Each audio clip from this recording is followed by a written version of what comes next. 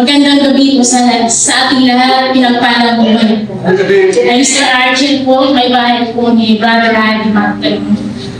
Nais ko lang po ibahagi ang katapatan ng Panginoong Diyos nung kami po dumanas na di inaasahan na pagsubok.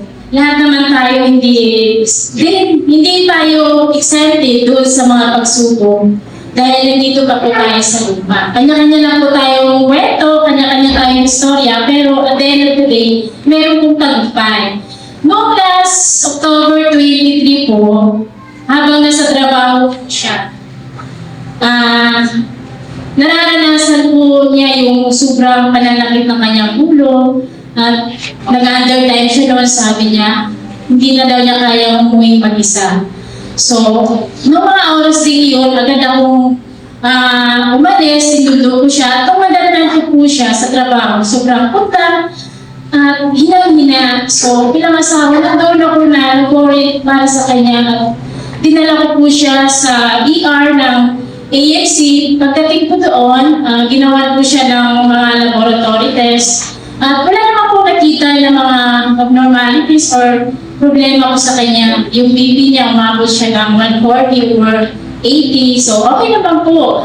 At yung sugar po niya, umabot po ng 200. So, bigyan ko siya ng paunang malunas.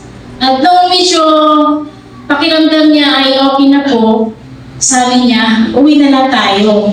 Pero ang sabi ng doktor nung makita ko siya nung pagpasok namin, dahil mapunta ko siya, i-confine na natin siya.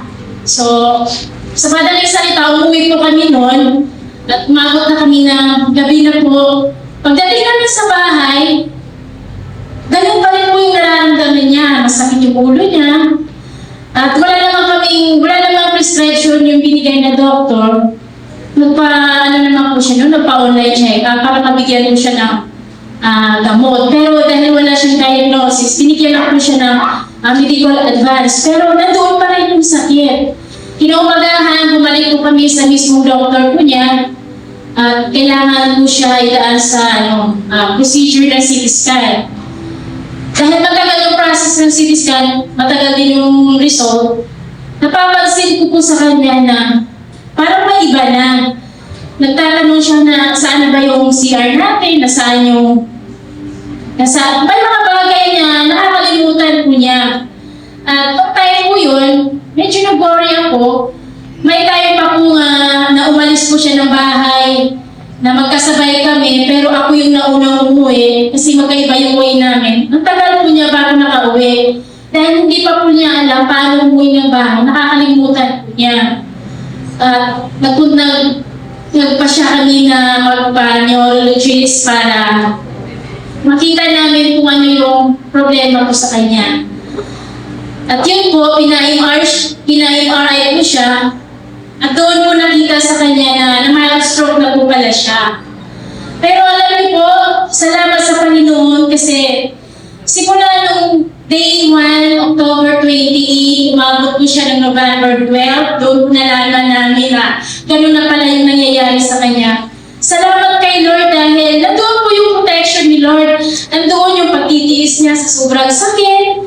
Bilang asawa nakikita mo yung sarap yung tulog ko, pero siya nakikita ko magdamag na kaupo, tinitiis niya yung sobrang sakit. Nandoon kami mga anak nagpipray sa kanya. Pero salamat kay Lord, hindi po umabot doon sa sitwasyon na mahirapan siya. Salamat sa Panginoon, yung sinabi ng radiology sa amin na kailangan siya na ma-ICU na sa madaling panahon. Ang nangyari po mula Medical City, dumiretso po kami ng AMC ER. Pagdating doon, wala pong bakante yung kanilang ICU. So, nakikita ko na hirapan siyang lumakad, parang dahil umakakal siya sa akin, ramdam mo yung bigat na parang dinadaganan ako. Tapos, dahil wala magkakabila yung Garcia, pumunta naman po ako ng Garcia, wala rin po.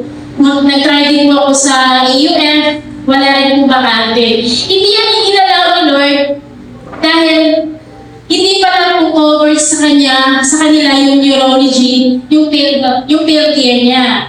So, si madaling salita, talagang pumilos po si Lord. Sabi ko sa kanya, uwi muna tayo, silipin muna natin mga bata, magpaalam tayo. Alam niyo po, habang nasa flight po kami, lagi kong panalangin na, Lord, naalala mo yung mga prayer ko na, Lord, kung sakaling dumating man kami sa mga pagsubok na hindi namin inaasahan, Lord, bigyan mo ako ng lakas, ng tapang, ng wisdom, paano namin i-handle, paano namin harapin. At yun po yung laging na pumapasok sa puso ko. Habang nasa ride kami, sabi ko, Lord, pinagkatiwala namin yung sitwasyon na ito.